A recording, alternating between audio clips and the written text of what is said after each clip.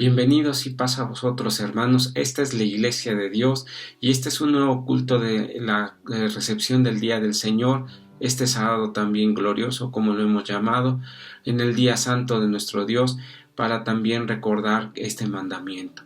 Les doy la bienvenida a este culto, a mis hermanos, y también pondremos en manos de Dios en una oración este culto. Vamos a orar, por favor. Bendito y eterno Dios, Señor nuestro, te doy gracias por la misericordia que tú nos has dado, porque nos has bendecido a lo largo de esta semana y porque también nos permites conservar nuestra vida también.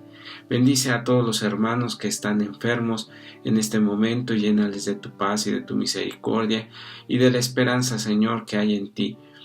Te suplico, Señor Santo, que nos permitas tener este culto de recepción del sábado, para que también nos recordemos acerca de tu palabra y tengamos también meditación espiritual en nuestras vidas.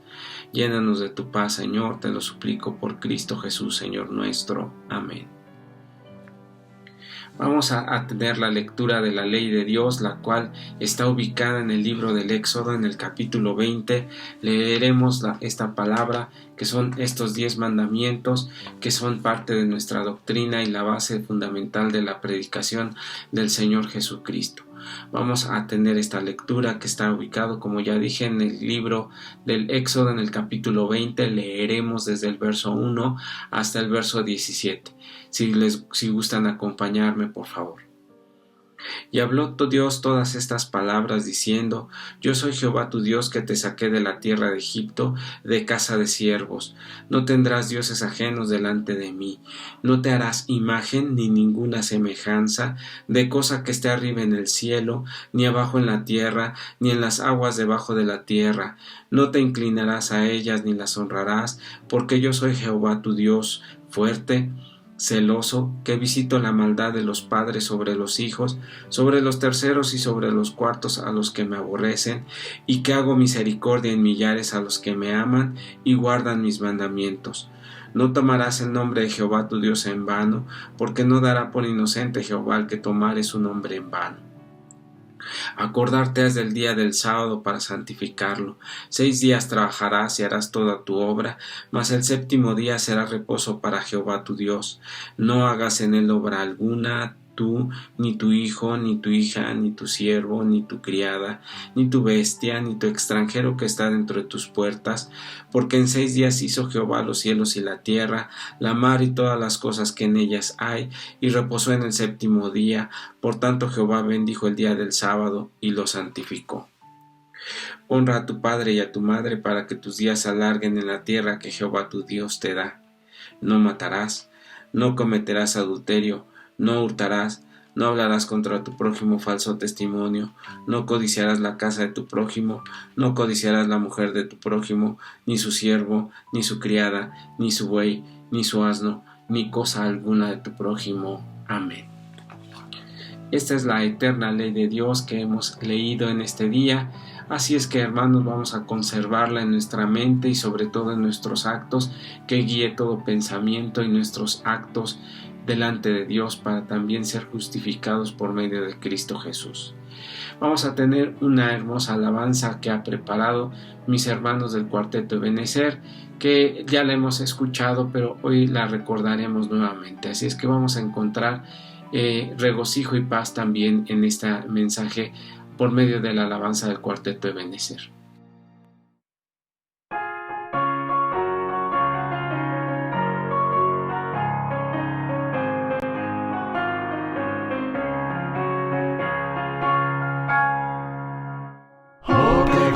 Siento en mí, que en mi vida hizo feliz. Ya vivo en paz con mi Jesús. Hijo soy de Dios por fe, Él lavó todo mi ser. Ya vivo en paz con mi Jesús, con mi Jesús. Ya vivo en paz con mi Jesús. Su voluntad ya es mi luz, ya es mi luz. Ya mi alma limpia está y conmigo Él estará. Ya vivo en paz con mi Jesús, con mi Jesús. En error y mal viví cuando no sí, ya vivo en paz con mi Jesús. En mi vida guarda ya y conmigo Él estará. Ya vivo en paz con mi Jesús, con mi Jesús. Ya vivo en paz con mi Jesús. Su voluntad ya es mi luz, ya es mi luz. Ya mi alma limpia está y conmigo Él estará. Ya vivo en paz con mi Jesús, con mi Jesús. Él me da gozo y solaz, quiero serle a Él veraz. Ya vivo en paz con mi Jesús, es mi amigo a quien fiel yo le seguiré hasta el fin. Ya vivo en paz con mi Jesús, con mi Jesús. Ya vivo en paz con mi Jesús. Su voluntad ya es mi luz, ya es mi luz. Ya mi alma limpia está y conmigo Él estará. Ya vivo en paz con mi Jesús, con mi Jesús.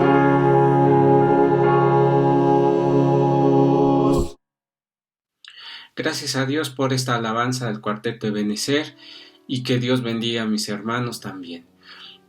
Vamos a tener la lectura bíblica de nuestro tema que vamos a tratar el día de hoy, que se titula así, Babilonia la Grande. Y explicaremos más adelante al respecto, pero mientras, si usted desea ubicar su lectura bíblica en el libro del Apocalipsis capítulo 17, verso 6, del 4 al 6 vamos a leer. Leamos juntos, por favor, en Apocalipsis 17, 4 al 6, dice así. Y la mujer estaba vestida de púrpura y de escarlata y dorada de oro y adornada de piedras preciosas y las piedras, y teniendo un cáliz de oro en su mano lleno de abominaciones de la suciedad de su fornicación, y en su frente un nombre escrito: Misterio, Babilonia la Grande, la madre de las fornicaciones y de las abominaciones de la tierra. Y vi la mujer embriagada de la sangre de los santos y de la sangre de los mártires de Jesús. Cuando vi, me quedé maravillado de grande admiración. Bueno, vamos a estudiar al respecto. En la Biblia menciona una región que era Babilonia. Babilonia tiene dos aspectos importantes dentro de la palabra de Dios. El primero era literal y el segundo es simbólico, como lo acabamos de leer. Cuando habla de aquella Babilonia literal, es aquella Babilonia conquistada por Nabucodonosor, que destruyó aquel antiguo templo, el primer templo construido por Salomón, y después de esa destrucción, cerca del año 606 antes de nuestra era. Y esta Babilonia tiene un desarrollo importante dentro de la palabra de Dios. Y como yo les explicaba, esta Babilonia va a tener dos representaciones, una simbólica y otra literal. Y sobre esta Babilonia se han escrito muchas profecías también, las cuales ya están cumplidas algunas y las otras no, y estamos en espera su cumplimiento. Pero realmente lo que nos ocupa el día de hoy es ese factor que ha tenido que ver mucho con la gente a lo largo de la historia. Como dice aquí, Babilonia la Grande, la madre de las fornicaciones y abominaciones de la tierra. Porque según recordamos en el libro de los Romanos, en el capítulo 1, explica acerca de la idolatría que trae muchos males hacia la humanidad, y esto es lo que tenemos que comprender. Y ese es el aspecto que hoy vamos a ver acerca de la Babilonia la Grande, como dice, esa madre de fornicaciones que ha destruido y ha desechado la palabra de Dios. Vamos a entenderlo de esta forma. Mire, la palabra de Dios explica que desde el origen, desde el Génesis, existe esa zona en el mundo, y de ahí nacen las religiones más antiguas también, incluyendo aquellas que eran hacia los dioses mitológicos como Tamuz o Nimrod, que se convierte, y que está mencionado en la Biblia, que se convierte finalmente en el dios Sol. Vamos a leer en el libro del Génesis, en el capítulo 11, leeré desde el verso 1. Dice así: Era entonces la tierra de una lengua y unas mismas palabras, y aconteció que, como se partieron de oriente, llegaron a una vega en la tierra de Sinar, y asentaron ahí. Y dijeron los unos a los otros: vaya, hagamos ladrillo y cosámoslo al fuego. Y fuéles el ladrillo en lugar de piedra y betún en lugar de mezcla. Aquí estamos hablando de un tiempo bíblico antiguo en el cual, después de que sucedió el diluvio que menciona la Biblia, estas personas se asientan hacia el oriente de donde habían llegado, es decir, en el monte Ararat, que está en la cordillera entre Europa y también entre Europa y Asia. Y entonces, al decir al oriente, es que se ubican en la tierra de Sinar. La tierra de Sinar, dentro de la palabra de Dios, se comprende que sería lo que hoy conocemos como la antigua Mesopotamia, entre el río Tigris y el río Éufrates. Y ahí van a surgir varios aspectos importantes en cuanto a la civilización y en cuanto también a la idolatría. Porque habrán hombres, o menciona la Biblia hombres, como en el caso de Nimrod, que se desarrolla su vida y es cabecera o fundador de varias reinos y finalmente ciudades. Recordemos que en la antigüedad aquellas ciudades eran ciudades-estado. Y en Sinar, que era la zona o la tierra que existía, es considerado también aquellas ciudades. Vamos a leer un poquito más. Un capítulo antes, en el capítulo 10 del libro del Génesis, dice así. Leeré desde el verso 9 hasta el verso 10, dice así. Y fue vigoroso cazador delante de Jehová, por lo cual dice, así como Nimrod, vigoroso cazador delante de Jehová.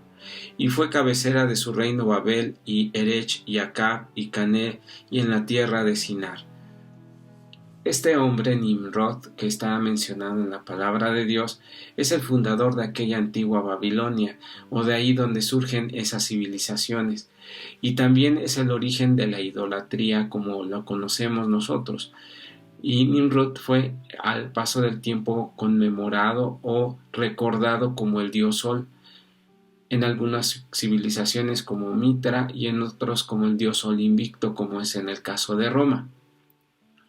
Pero Nimrod también tiene una historia con su familia, porque según la mitología o las leyendas dicen que él se casa con su propia madre, de la cual también o de esa relación nace un hijo llamado Tamuz, que también se le relaciona con el nacimiento del sol o del hijo del dios Sol invicto o el dios Sol o Tamuz finalmente, y se le conmemora el día 25 de diciembre. Dentro de la palabra de Dios existen también esa combinación no de idolatría, sino más bien de esa relación que existe entre Babilonia real y la Babilonia que está hablando el libro de Apocalipsis, porque la Babilonia real es la que acabamos de leer, de su surgimiento, donde nace la representación de aquella Babilonia simbólica. Y me explico. Babilonia simbólica está representada como una fornicación en la idolatría. Recordemos que defraudar a Dios en la idolatría es como también fornicar. Así lo establece el Señor. Pero también entonces vamos a tener esa relación entre la Babilonia antigua y la Babilonia moderna o la Babilonia transformada en un mar de idolatría y una mezcla, y eso es lo que va a componerse dentro de la palabra de Dios. Esto lo menciono porque la Iglesia Católica habla acerca de paganismo a todo aquel que no cree como ella, y bueno, eso un poco como diríamos un término un poco extraño, porque ellos son los principales promotores del paganismo, cuando en realidad no toman nada de la Biblia. De hecho, el hermano Carlos escribió un artículo que decía la Iglesia que no tiene nada de la Biblia, precisamente haciendo referencia porque todo en esta religión se manifiesta a través de símbolos que no vienen dentro de la Biblia, ni siquiera dentro de la palabra de Dios. ¿Por qué? Porque lo toman como parte de costumbres, porque la forma de evangelizar de ellos, supuestamente, es llegar a los pueblos, conquistarlos a través de su ideología, que no es otra cosa más que adoptar las costumbres locales, mezclarlas y hacerlas, ponerles un barniz de cristiandad o de Biblia y crear otras nuevas formas de mentir o de crearles pensamientos. Y eso es lo que hacen, y por eso es que se ha expandido, pero no porque hayan llevado la verdad de la palabra de Dios para transformar a las personas, sino porque les interesa simplemente gobernar sobre las cabezas y sobre esos pensamientos. Bueno, vamos a continuar leyendo. Voy a ocupar en este día una versión católica que se llama la Biblia de Dios habla hoy. Esa versión nos puede ayudar a comprender más fácilmente, además de que ser católica tiene cierto punto de ventaja para demostrar acerca de la palabra de Dios lo que ellos mismos han traducido y que no siguen. ¿Sí?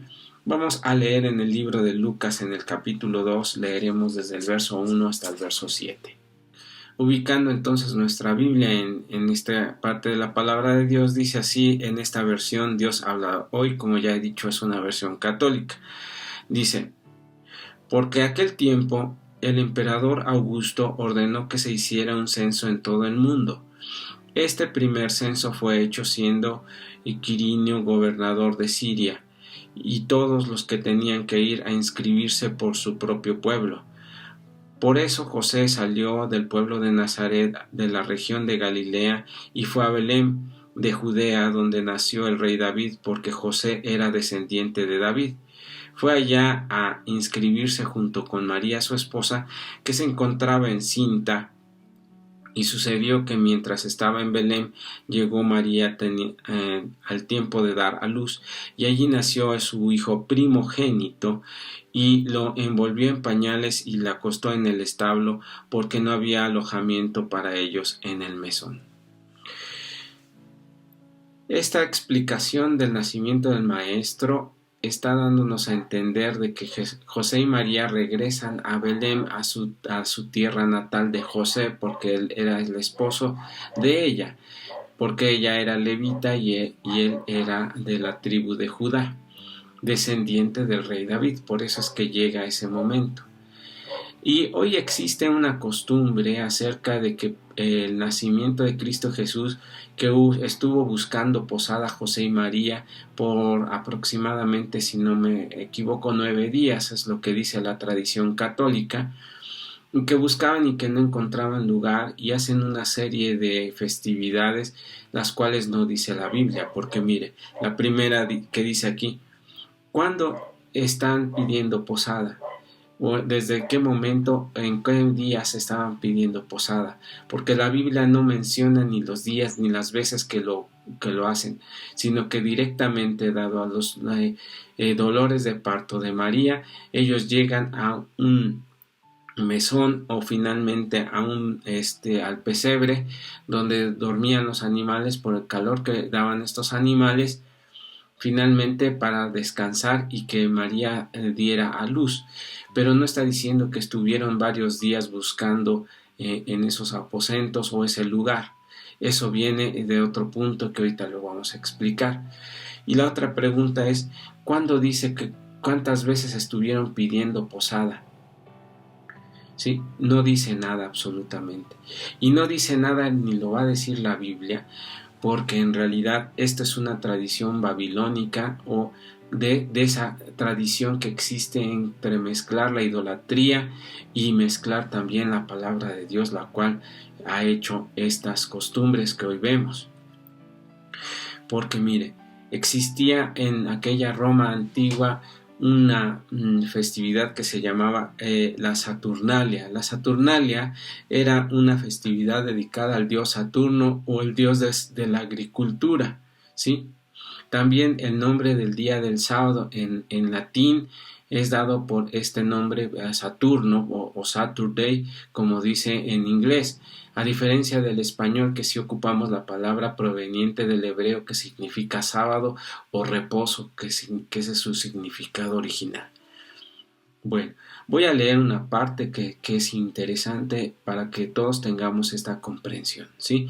Dice: la Saturnalia o dedicado al dios agrícola en honor a Saturno, fue introducida alrededor del año 217 a.C. para elevar la moral de los ciudadanos después de una derrota militar sufrida por los cartagineses en el lago de Traciano. Oficialmente se celebraba el día de la consagración del templo de Saturno en el Foro Romano el 17 de diciembre, con sacrificios y banquetes públicos festivos y al grito de la multitud la Saturnalia. ¿Sí?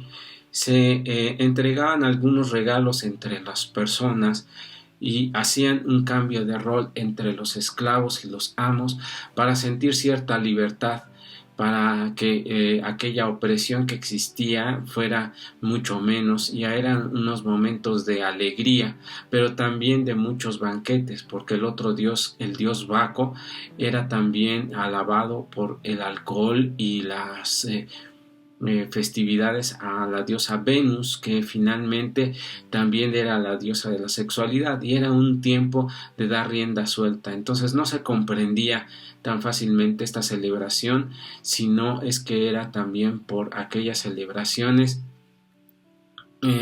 católicas y llenas de alcohol. Bueno, vamos a continuar.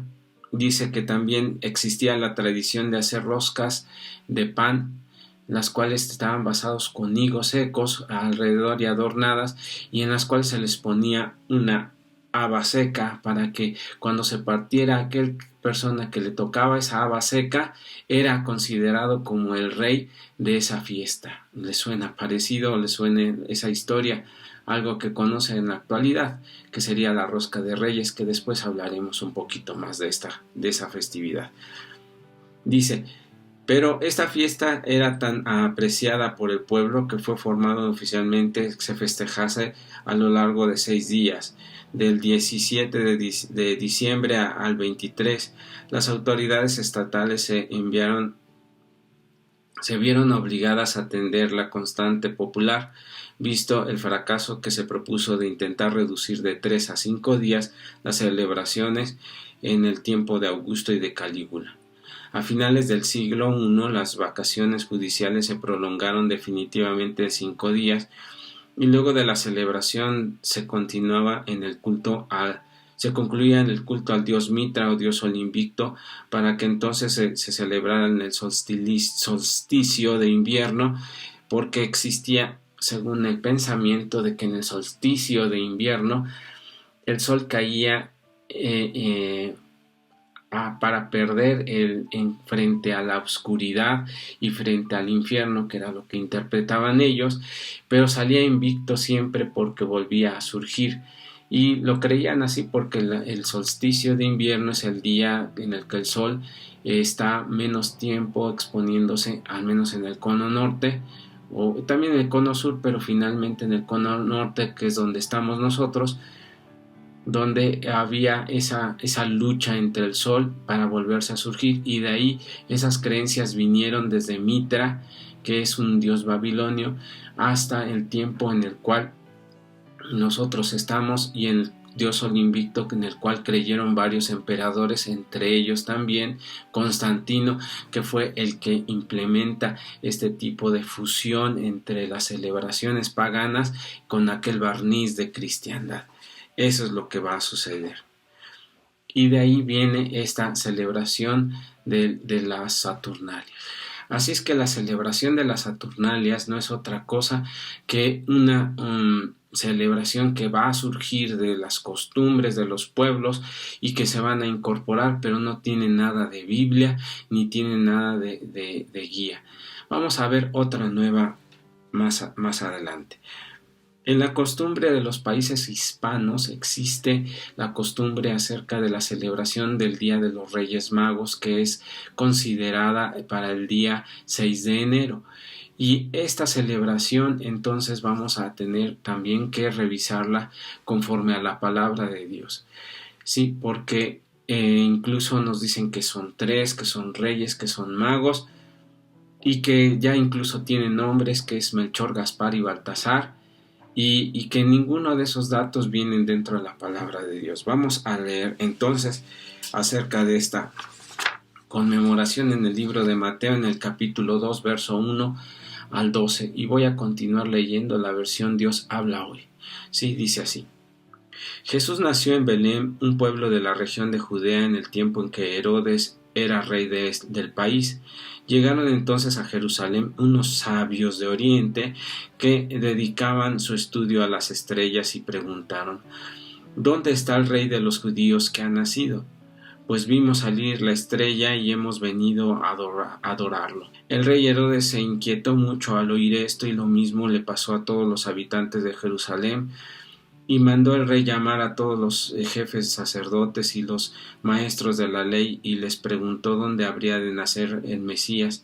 Y ellos dijeron: en Belén de Judea, porque así fue escrito por el profeta. Dice: en cuanto a ti, Belén, la tierra de Judea, no eres la más pequeña entre las principales ciudades de esa tierra, porque de ti saldrá el gobernante que guiará a mi pueblo Israel. Entonces Herodes llamó en secreto a los sabios y les informó por ellos el tiempo exacto en que había aparecido la estrella, y luego les mandó a Belén y les dijo: vayan allá y averigüen todo lo que queda acerca de ese niño, y como le encuentren, avísenme para que yo también vaya a rendirle homenaje. Dice el verso 9. Dice: con estas condiciones el rey y los sabios se fueron, y la estrella que se había visto salir delante de ellos hasta el fin que estuvo sobre el lugar donde estaba el niño. Cuando los sabios vieron la estrella se alegraron mucho, y luego entraron en la casa y vieron al niño con María su madre, y arrodillándose le rindieron homenaje, y abriendo sus cofres ofrecieron oro, incienso y mirra. Y después advertidos en sueños de que no habría de volver en donde estaba Herodes, regresaron a su tierra por otro camino. Aquí surgen muchas preguntas que ponen en evidencia que esta celebración no es ni bíblica ni acercada siquiera a la palabra de Dios, porque dice que eran hombres sabios, venidos los tres de Oriente, y no dice ni nombres ni el tiempo. Y dice aquí también la palabra de Dios que se acercaron a María y llegaron a María a la casa, no a un pesebre, sino en la casa donde estaba el Señor Jesús, o había nacido ya el Señor Jesucristo, y se entiende que había ya pasado algún tiempo de su nacimiento. Entonces, seguramente el número de los reyes, o reyes magos como le llaman, lo deducen por el número de regalos, uno por cada uno, pero no se establece ni siquiera el tiempo, ni tampoco la cantidad de reyes o de magos reyes, como ellos le llaman. La realidad es que la Biblia dice que eran sabios que interpretaban los movimientos de los astros, y entre ellos las estrellas, y lo que sería la estrella de Belén, o lo que se le conoce como la estrella de Belén. Vamos a entender un poquito más. Luego, no dice los nombres de estos reyes. ¿Por qué? Porque no es bíblico, porque no existen, y además no sabemos si fueron tres, y mucho menos que hayan sido uno blanco, otro castaño y otro negro, en los cuales también es una falsedad, porque dice la Biblia que los tres venían del oriente de Israel, no del oriente ni siquiera asiático, y esto lo hicieron de esta forma porque así fue creándose esta mentira en una sobre otra, porque la primera mentira fue que Cristo Jesús nació en diciembre, lo cual no es cierto, y también esta mentira agregada acerca de los reyes magos, ¿sí? Dice que en el siglo V el Papa León el Magno, así se dicen llamar, inventó el número de los reyes, tal vez deducido por el número de regalos. Luego ya en el siglo VI en una iglesia que está en Radema, existió ya una pintura donde se les puso reyes magos, y finalmente los nombres aparecen en aquella pintura. Ya para el año 700 el señor Beda, que se le llama el Venerable, así se me presume decir, el Venerable, inventa las razas de los reyes magos o de los magos, uno europeo, otro africano y otro asiático, representando la universalidad de las cosas, pero la Biblia decía que estos magos, o que estos sabios más bien, eran considerados de Oriente. Bueno, así es la falsedad. Ya para el año de 1305, el pintor Giotto pinta en ocasión a la estrella, que es la primera vez que aparece la famosa estrella de Belén, con su cometa o con su cola, como se le conoce, porque en ese tiempo estaba pasando el cometa Halley en Europa y había dejado a la gente sorprendida, y entonces eso se quedó recreado en ese aspecto. Por eso es que la estrella de Belén actualmente la conocemos con cola, porque en realidad lo que se pintó en ese tiempo, en 1305, se pintó el paso del cometa Halley. ¿Y por qué el 6 de diciembre? Bueno, el 6 de enero, disculpen. El 6 de enero se considera porque es el día de las Epifanias. Y mire lo que dice la explicación en internet sobre esta festividad. La Epifanía o la Epifania sí es de una etimología griega que significa la manifestación, y es un acontecimiento religioso de muchas culturas. Las Epifanias corresponden a las revelaciones, apariciones de donde los profetas, chamanes, médicos, brujos u oráculos interpretan visiones más allá de este mundo. Entonces de ahí viene ese término de Reyes Magos, ¿sí? Porque es manifestado por la celebración de la Epifania, que es la celebración acerca de las revelaciones o del tema acerca de las adivinaciones, lo cual no es ni remotamente parte de lo que es la palabra de Dios. Así es que llevamos dos conmemoraciones que hemos estudiado hasta ahorita de toda esta celebración pagana del mes de diciembre, y ninguna de ellas ha correspondido a lo que dice la palabra de Dios. Vamos a leer otra parte dentro de la palabra de Dios acerca del culto al dios Jano, que a veces dentro de la iglesia se considera como la más insignificante de las celebraciones, ya que el tiempo en el cual el dios Jano aparece es lo que se le llama el Año Nuevo. Y el Año Nuevo, hermanos, a veces hay hermanos que consideran que el Año Nuevo no tiene nada de malo, porque estamos siendo regidos por un calendario civil, pero tiene mucho que ver con todas las malas celebraciones que se tienen. Vamos a entender un poquito más. Mire, vamos a leer en el libro de Daniel capítulo 7, verso 25, que dice así. Esta ya es la versión antigua que tenemos, dice así. Y hablará palabras contra el Altísimo, y a los santos del Altísimo quebrantará, y pensará en mudar los tiempos y la ley, y entregados serán en su mano un tiempo, tiempos, y en medio de un tiempo. Cuando dice la palabra de Dios de que este tiempo hará cambios en el conteo del tiempo, es cierto, porque este calendario que hoy tenemos, que primero fue el calendario juliano y después el gregoriano, está hecho conforme a las costumbres romanas y de la Iglesia Católica. Y el dios Jano, que era un dios también de la agricultura, o como se le dice, aquel dios que abría las portales de inicio y de final, y por eso es de que es considerado el mes de enero el inicio de esto, y en conmemoración de ese dios era el que abría los portales. Pero también se le hacían ciertas costumbres de tomar ciertas comidas, como eran las uvas, y representando también esos alimentos, la buena fortuna o el deseo de tener buena fortuna y desearse un ciclo completamente agrícola positivamente. Eso es lo que tiene la celebración. Vamos a leer una partecita en la historia que dice así. Jano, dice en la mitología romana, es el dios de las puertas o de los comienzos, los portales, las transacciones y los finales. Por eso es que está consagrado el primer mes del año y se le llama, invoca públicamente el 1 de enero, el mes que se dividió en su nombre, y en español y en latín se quedó como January o Genaro o Janero o finalmente enero. Ese es como llega el nombre del mes de enero, o el dios de este Jano. En inglés es más fácil porque es January, y en January o Jano, dedicado a este dios, es ese dios el que abre las puertas, como dicen. Dice, Jano es una clase de héroe cultural, ya que atribuye, entre otras cosas, la invención del dinero, la navegación y la agricultura. Y según los romanos, estos dioses aseguraban los bienes finales, o los buenos finales finalmente. Entonces, este dios, cuando se conmemora, como lo es el Año Nuevo, pues es la conmemoración del deseo de la fortuna o el tiempo del buen deseo, para que las culturas tengan ese tema. Y por eso es que existen tanta tradición y tanta consideración de ese aspecto, ¿verdad?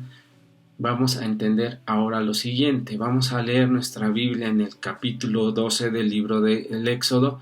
En el verso 1, del verso 1 al verso 3, dice así la palabra de Dios. Y habló Jehová Dios a Aarón en tierra de Egipto, diciendo, este mes será principio de meses, este será para vosotros el primero del mes. Y habla a toda la congregación de Israel, diciendo, los 10 días de aquest mes tomarás cada uno un cordero con las familias, y los padres un cordero por familia. Aquí la palabra de Dios menciona cuándo inicia el año, y aquí está mencionando y el tiempo. Aquellos que han estudiado estos textos, que entre ellos hemos sido nosotros, la Iglesia de Dios, está hablando de la primavera, no del mes de invierno o en el tiempo de invierno, sino principalmente acercado al equinoccio de la primavera. Y donde tiene más sentido porque es el inicio de la vida y es el inicio de muchos ciclos que tiene la palabra de Dios, y tiene mucho más sentido que tener un año el cual inicia ya a mediados del invierno, ¿sí? Entonces eso es lo que va a tener. Así es que, hermanos, vamos a tener consideración de todas estas festividades. El tener en cuenta este tema acerca de la grande Babilonia, que se ha extendido a lo largo y ancho del mundo y que ha penetrado entre todas las personas, no es un tema más que comercial y religioso pagano, que no tiene nada que ver con la Biblia, ni siquiera con el deseo, porque el deseo de tener paz me refiero, sino que es el deseo de tener libertad de cultos y libertad de carne, porque si le quita usted el alcohol y si usted le quita todas estas fascinaciones y el dinero que se invierte, en realidad no le va a quedar más que la idolatría, y eso es lo que sucede en este tiempo. Pero la Iglesia de Dios debemos de estar conscientes de sus orígenes y no ser parte de ella, como dice el libro de Apocalipsis en el capítulo 18. Voy a leer en el verso 3 al 5. Dice así. Nuevamente retomo la versión Dios habla hoy. Dice así. Pues todas las naciones se emborracharon con el vino de su prostitución, y los reyes del mundo se prostituyeron con ella, y los comerciantes del mundo se hicieron ricos con su exagerado derroche. Y oí una voz del cielo que decía, salgan de ella ustedes, pueblo mío, para que no participen de sus pecados, ni los alcancen sus calamidades, pues sus pecados se han amontonado hasta el cielo, y Dios ha tenido presente sus maldades. Estas son dos mensajes importantes. Uno, de que los mercaderes o aquellos que hacen negocio con este tiempo navideño o este tiempo de, como le llama la gente, ese puente Guadalupe Reyes que dura desde el 12 de diciembre hasta el 6 de enero, pues es el tiempo en el cual la gente se enriquece y se enloquece. Y nosotros no podemos ser parte de eso conscientemente, porque conscientemente estamos siendo adoradores de ídolos, ya que sabemos el origen de todas estas festividades. Pero también dice la palabra de Dios que salga de ellos el pueblo de Dios, porque toda esta situación, así como el pueblo de Israel fue seducido en su momento para que cayera en la idolatría y se mezclara entre las personas, pues también recibió su castigo. Entonces, hermanos, debemos de tener esa conciencia, no nada más predicar la verdad, sino mantenernos dentro de la verdad. Yo espero haber sido útil a todos ustedes, hermanos, para que su conocimiento en la palabra de Dios y dejar de caer en estos momentos de idolatría siga fortaleciendo su fe. Dios le bendiga y paz a vosotros.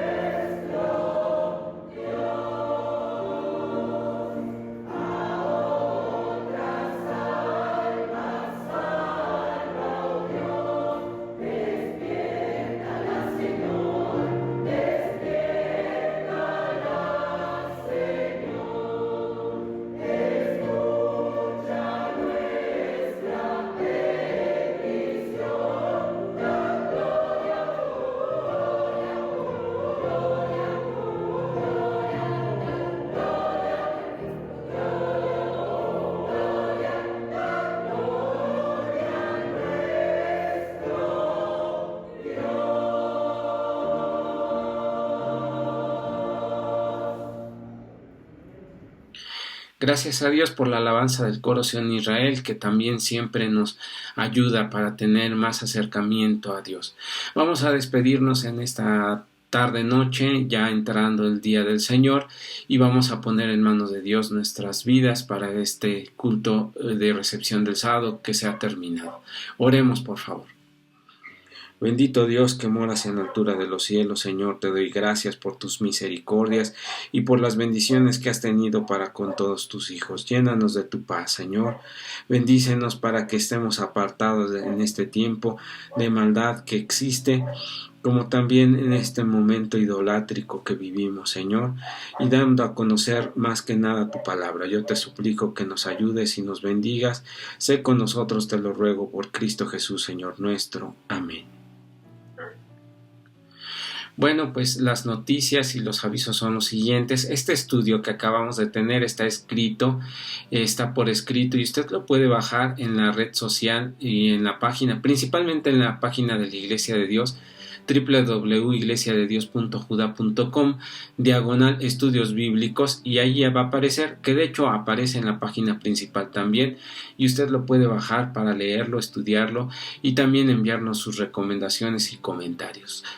El día de mañana tendremos todos nuestros cultos, como desde costumbre, escuela sabática, culto matutino y vespertino, y el domingo tendremos el culto de oración, a los cuales, hermanos, todavía el templo no estará abierto a razón de esta contingencia sanitaria que hoy tenemos, y yo les ruego, hermanos, que pongamos atención a los cuidados que nos están haciendo, dado que pues tenemos que mantenernos siempre cuidados y aislados, y esa es una razón también más para lo cual nosotros no tenemos que estar participando de estos momentos o en estos momentos de esas festividades que son paganas, y no sea que también por estar participando en esas condiciones de paganismo también se contagie la Iglesia de Dios y sea desobediencia también por parte de nosotros. Así es que yo les ruego, hermanos, que mantengamos la calma y que nos mantengamos en nuestros hogares. Dios les bendiga y paz a vosotros.